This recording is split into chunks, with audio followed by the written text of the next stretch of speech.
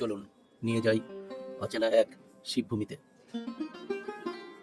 রাত্রি 9:10 হাওড়া থেকে টিয়াজোগো এক্সপ্রেস ধরে ভোর 5:40 নামুন রাঁচিতে। স্টেশনের বিশ্রামাগারে ফ্রেশ হয়ে রাঁচি থেকে গুমলাগামী প্রথম বাস 6:50 সেটিতে উঠে পড়ুন।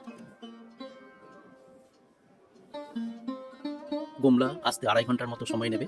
গুমলাতে নেমে প্রতি কিলোমিটার 11 থেকে 13 টাকার মধ্যে এই রেটে গাড়ি বুক করে ফেলুন 75 কিলোমিটার দূরে এই অচেনা টাঙ্গিনাথ ধাম দর্শন করার জন্য।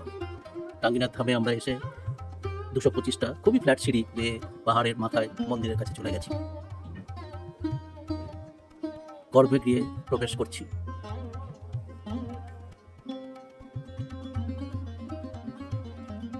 এই গর্ভগৃহে রয়েছেন স্বয়ম্ভূ শিব মহারাজ।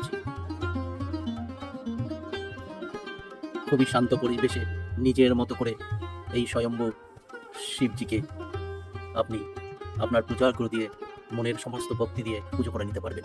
এখানে মনস্কামনা যা করবেন তা নাকি পূর্ণ হয়, এটা মানুষের বিশ্বাস। এরপরে বেরিয়ে মন্দির প্রাঙ্গণে দেখুন নানা আকৃতির এই রকম 108টা শিবলিঙ্গ যারা উন্মুক্ত আকাশে রয়েছেন।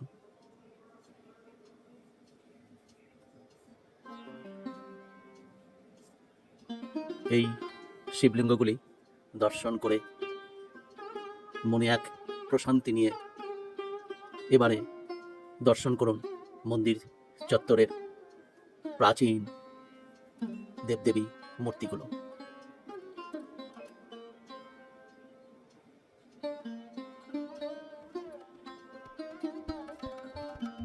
বিশাল বড় এই মন্দির প্রাঙ্গণের এই রকম পুরনো আমলের সব পাথরের খোদাই করা শিবলিঙ্গ মূর্তি বিরাজমান।